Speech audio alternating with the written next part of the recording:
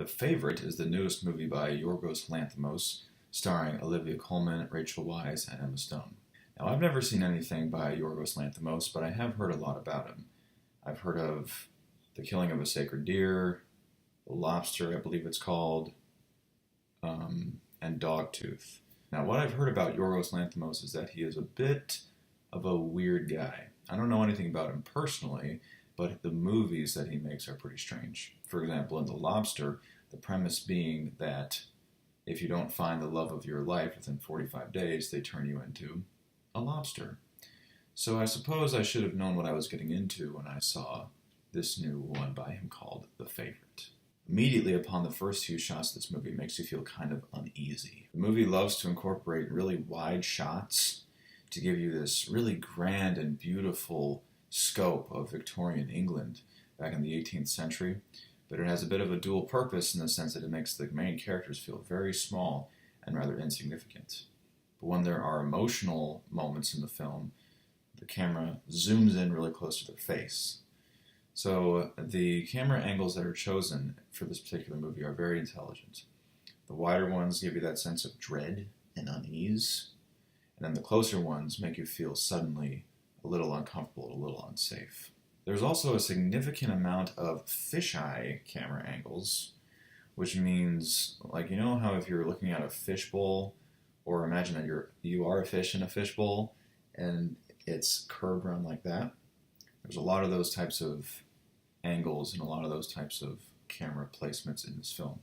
At first I was a little bit distracted by it, and quite honestly a little annoyed, because sometimes it could break the immersion. But as the film progressed, I began to enjoy the fact that it just added to the weirdness and the overall bizarre levels of this movie. The soundtrack is amazing. That's one of the key elements that gives this film its emotional effect, as well as adding to this sense of dread and darkness. It's restricted to classical instruments, which, as a trumpet player, I greatly appreciate. And sometimes it's very restricted to this minimalist feel. A very pervasive presence in the movie is just this single cello note just going and then a single drum will be added. Now, I might not be precisely remembering how the drum beat goes, but it gives a very uneasy feel, and I feel like I've used the word uneasy maybe 3 or 4 times now.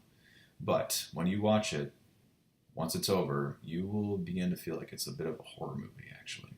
Other times, the soundtrack will have this crashing loud organ, especially during some of the weirder parts.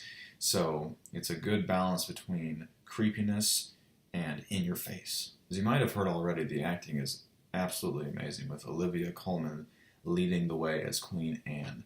Queen Anne is this incredibly spoiled, bratty, emotional wreck of a queen. And the first thing I thought when she was on the screen was, wow, she is a child. She's just a brat. And one of the characters, played by Rachel Weisz, actually confirms exactly what I think in this film by saying the same thing. You're such a child. And she plays it perfectly. You would be convinced that she's been that way her whole life. Everything that she does in that film is amazingly acted. It seems like she almost spans like the entire range of human existence in one movie. She is happy, she's jealous, she acts spoiled, as I've mentioned, nervous, like just every emotion you can think of, it seems like she displays that in this film. It's really outstanding work. Rachel Weisz does a great job as well. Admittedly, I don't know as much about her, so I can't comment on where she's been as far as her acting career is concerned and where she is now, but I can say that she does an amazing job. And Emma Stone continues her streak, in my opinion, as being one of the greatest American actresses working today. This might be a bit of a controversial topic, but I think she absolutely deserved to get her Best Actor award from La La Land. That was a small movie, right? That was the first thing that I thought of, actually, when I was finished with that movie. I was like, Emma Stone definitely deserves the Best Actor award for that. That was an outstanding job. And it seems like she's never had a bad movie. So keep it up, Emma. You're doing great. About 3 or 5 minutes into this movie, you will immediately recognize it as being a dark parody of that high Victorian culture. There's this impression that we get that people from that period of time, with their wigs and their dresses and their paintings everywhere, were always very prim and proper, and they didn't make any kind of mistakes, and there was no illicit behavior at all. Well, after you've seen this movie, you're going to have a bit of a different impression. Particularly that one scene where a naked man is running around and people are throwing tomatoes at him for fun. Human beings have always been good, they've always been bad. There's never been a period of time where they've been better or worse than one generation to the next. Sure, there might be some certain cultural things that have made them better or worse for a time, but we're the same at heart throughout the ages. So this movie definitely gives credence and support to that theory that no matter what you might wear, we're all the same. So that was an interesting thing that I took away from this film. So everything about this movie is pretty awesome. I will warn you though that it's not exactly mainstream.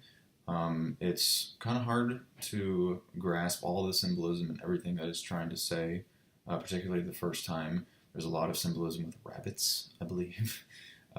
So that was kind of fun to figure out, especially after it was over. But it is not a slow movie. It goes pretty fast. It's pretty scandalous. It's pretty exciting. So don't pass it off just because other movies are more popular than it. Don't skip it just because you think that it might be a bit slow. Definitely go see it. I'm giving this one an 8 out of 10, possibly a 9 upon a second viewing. So the question that I'm going to ask you guys today is, what is the weirdest movie that you've ever seen? Post your responses in the comments below.